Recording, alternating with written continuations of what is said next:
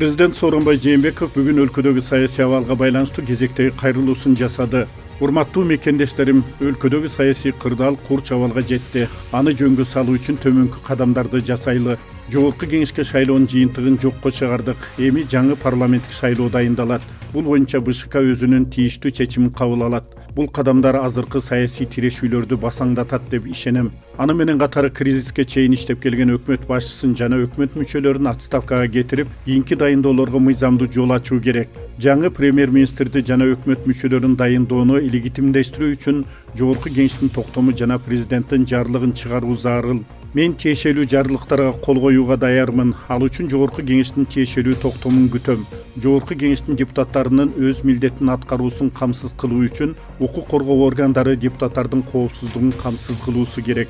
Урматтуу мекендештерим, дагы бир ирет кайталайм. Мен азыркы кызматтык өзгөрүүлөрдү мыйзамдаштырып, кырдаалды укуктук талаага кайтарууга зарыл болгон ченемдерге кол коюуну көздөйм. Мен үчүн эч бир кызмат мамлекеттин бүтүндүгүнөн, элдин биримдигинен, коомдун тынчтыгынан бийик эмес. Азыркы кырдаалды тез арада укуктук талаага салып, бардык мамлекеттик органдарды, өкмөттү легалдуу статуска ээ кылып, өлкө мыйзамдуу жолго түшкөн соң президенттик кызматтан кетүүгө даярмын. Саясий тараптарды элди бөлүп жарбоого жана коомго бүлүк салбоого чакырам. Кудай колдоп бардык саясий күчтөргө акыл эстүүлүк, сабырдуулук берсин.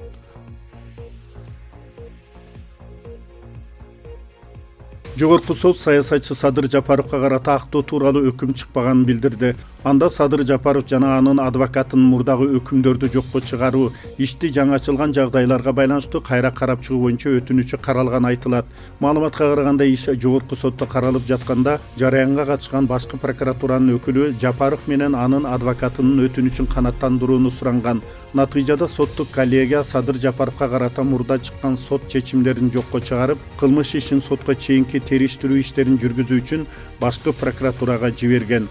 Айта кетсек, Садыр Жапаров 2013-жылы Караколдо митинг уюштуруп, Ысык көлдүн губернатору Эмелбек Каптагаевди барымтага алган деген айып менен 2017-жылы кармалган. 2019-жылы жогорку сот аны 10 жылга эркинен ажыраткан.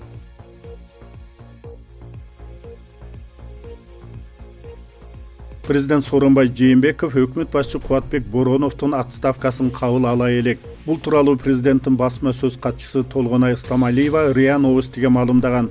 Белгилей кетсек, Боронов 6-октябрда отставкага кетүү боюнча арызын жазган. Бирок 8-октябрда ал өкмөттүн имаратында министрлер менен онлайн жыйынга катышкан сүрөтү чыккан болчу.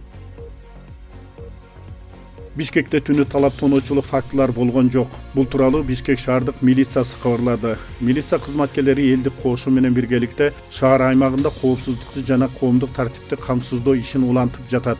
Шаардагы мамлекеттик жана менчик имараттардын, мекемелердин баары бекем кайтарылууда. Стратегиялык маанилүү объектилер толук көзөмөлгө алынган.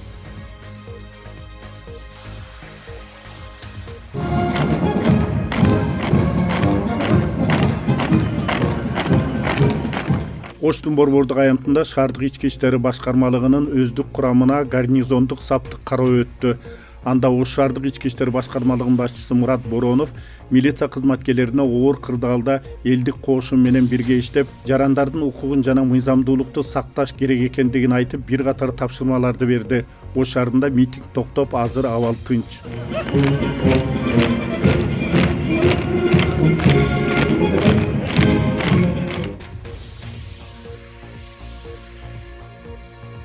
Бишкекте бүгүн саат 14:00 уюшкан кылмыштуу топторго каршы акыркы үмүт деп аталган акция өткөнү жатат. Аны жарандык активисттер, саясатчылар уюштурууда. Уюштуруучулардын билдирүүсүндө акцияга Кыргызстанда 3 күндөн бери уланып жаткан кризис себеп болду. Алар уюшкан кылмыштуу топтор абалдан пайдаланып, бийликти ээлеп алууга аракеттенип, портфель бөлүштүрүп жатышат деп эсептешет. Ошондой эле криминалдык топтордун артында турган өкмөттү куруу боюнча аракет көрүлүп жатканын айтышып, буга каршылык билдире турган болууда. Кыргызстанда 9-октябрга карата коронавирус жана пневмония жукканы жаңы 275 учур катталды. Бул тууралуу коронавируска каршы республикалык штаб билдирет. Ошентип жалпы коронавирус жуктуруп алгандардын саны өлкө боюнча 48617 адамга жетти. Ал эми сутка ичинде жаңы катталган учурлар Бишкек шаарында 40, Ош шаарында 25, Чүй областында 28, Ош областында 49, Талас областында 2, Ысык көл областында 10, Жалал Абад областында 47, Баткен областында 74. Ал эми акыркы суткада ковид илдетинен 4 адам каза болду. Каза болгондордун бири Ош областынан, 2 Баткендин, бири Жалал Абадтын тургуну экени айтылды. Жалпысынан Кыргызстанда коронавирус жана пневмониядан каза болгондордун саны 1077ге жетти.